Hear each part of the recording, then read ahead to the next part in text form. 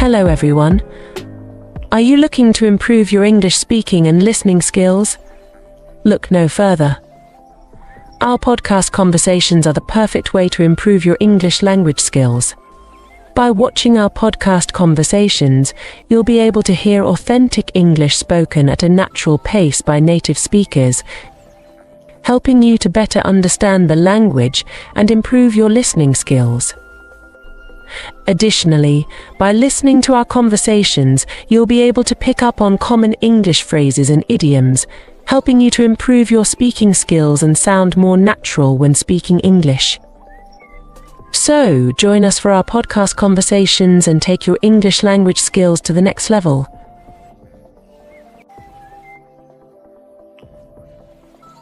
Hey Robin, how's it going? Not bad, and you? I'm good. So, how much time do you spend on social media these days? Honestly, probably too much. I find myself scrolling through Instagram or Facebook for hours every day. Same here. I think it's becoming a bit of an addiction for me. Definitely. I feel like it's starting to impact other areas of my life too, like my productivity at work. How did Anna do on her exams? I do not see her after publishing the result. Well, she did get a good score on some of the exams, but unfortunately, she failed one of them. What? Anna failed the exam? I can't believe it. She's always been so good at studying. Yeah, I was surprised too. She did well on some parts of the exam, but she failed overall. But why? What could be the reason? I am a bit confused about her result. Well, from what I heard, Anna is spending a lot of time on social media. She posts pictures every day and chats with her online friends, and it seems like it's taking up a lot of her time. Oh no, that's not good. Is that the reason for her failure in the exam? It could be. Studying takes time and dedication. And if you're spending a lot of time on social media, it can be hard to find the time to study effectively. That makes sense. I hope Anna realizes this and starts to prioritize her studies. Yeah, it's a real problem. I think a lot of students are struggling with their grades because they're spending too much time on social media. It's not just students, though. It seems like everyone is addicted to social media these days. Absolutely. And the thing is, we don't even realize how much time we're wasting. Exactly. And what do we really get out of posting our photos and giving likes to other people's posts? Not much, honestly. I think we need to be more intentional with our online interactions and make sure we're using social media in a way that adds value to our lives. That's a great point. I think we should all take a step back and really think about how we're using social media and whether it's helping or harming us. Agreed. And maybe we can even inspire others to do the same. Who knows? Maybe we can start a social media revolution. So, what do you think we can do to reduce our social media use? Well, one thing I've tried is setting a time limit for myself each day. I only allow myself a certain amount of time on social media, and then I have to put my phone away. That's a good idea. I've also heard of people taking social media breaks for a week or two. Yeah, that could work too. It's all about finding a balance between staying connected and not letting social media take over our lives. Agreed. And it's not just about reducing our use, but also using social media in a more positive and productive way. Definitely. I've started following more accounts that inspire me or teach me something new, instead of just mindlessly scrolling through my feed. That's a great idea. I think we can all benefit from being more intentional with our social media use. Absolutely. And maybe we can even encourage our friends and family to do the same. Yes. We can start a little social media detox challenge together. Dear friends, I hope you have enjoyed our conversation. If you have watched the video until now, it shows you have a strong dedication to learning English. Now we are going to see a more interesting topic: love marriage, arranged marriage. By the way, which one do you support? Comment below. Hey, Ronica, what's your take on marriage? Love or arranged? Well, I personally support arranged marriages. What about you, Robin? I think love marriages are the way to go. I mean, you get to choose your partner, and you already know them well before getting married. But in arranged marriages, families get involved and help choose a partner that's compatible with you. Plus, it's a more traditional approach. I get that. But what if the families choose someone you're not compatible with? In love marriages, you have the freedom to choose someone you truly love. That's true. But love marriages can also be risky. What if the love fades away after marriage?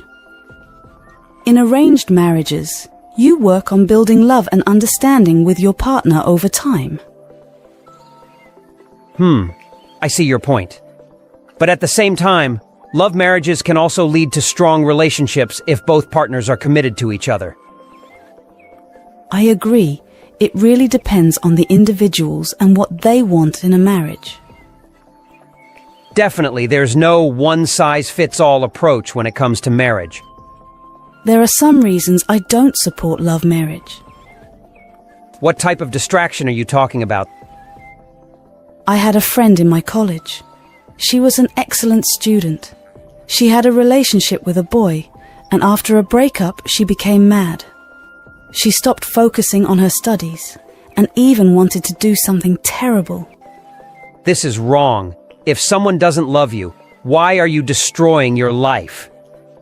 Exactly, and that's why I believe arranged marriages can be a better option.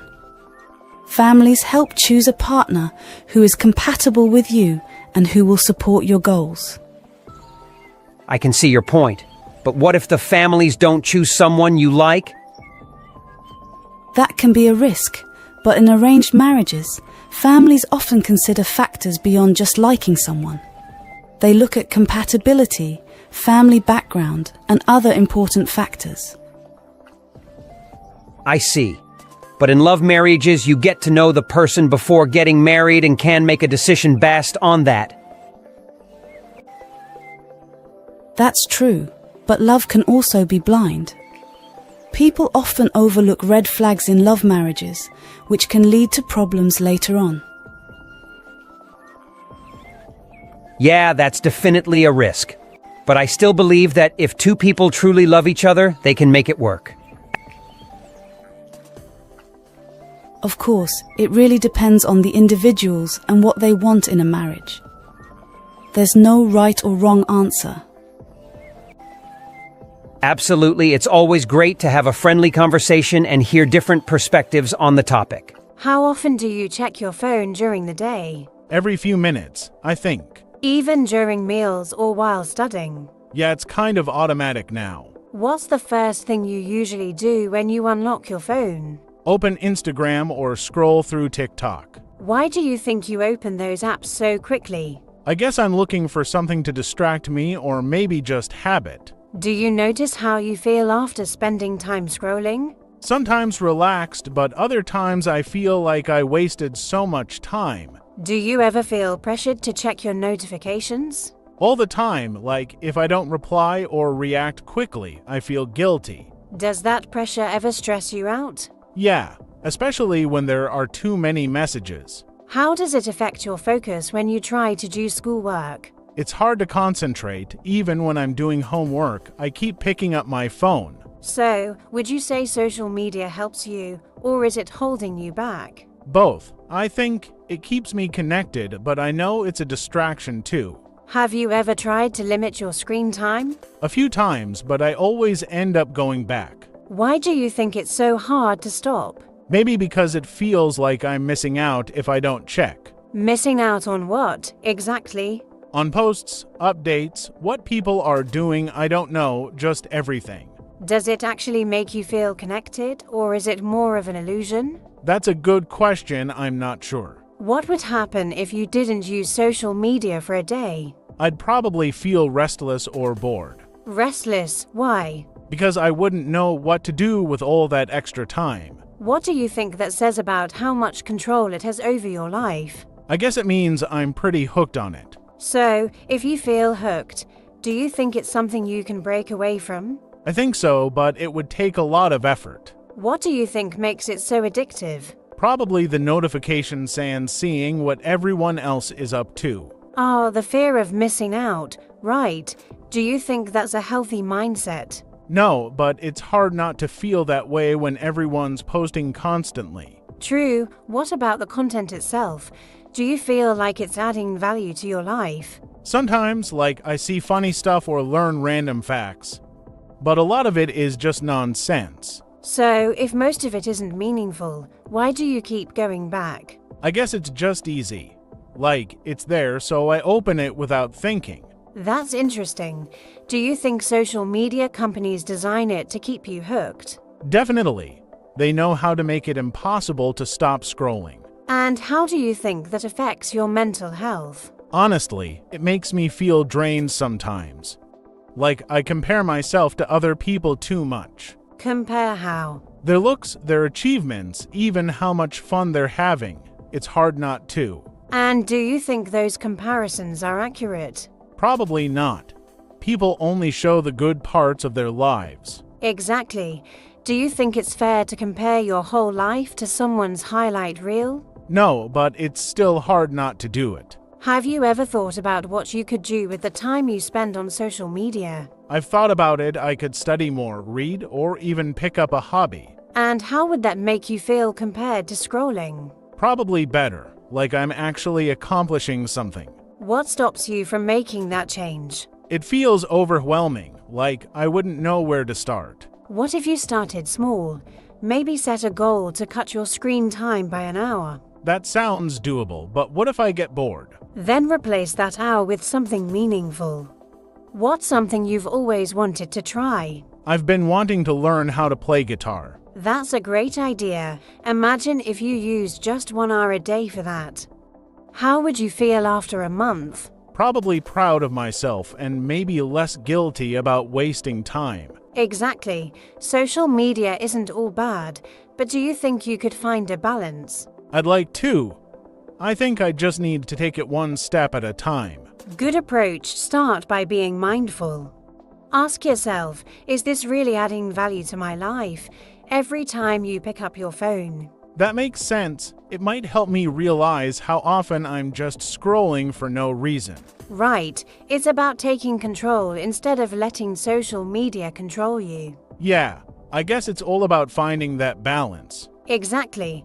And remember, it's okay to take breaks. It doesn't mean you're missing out.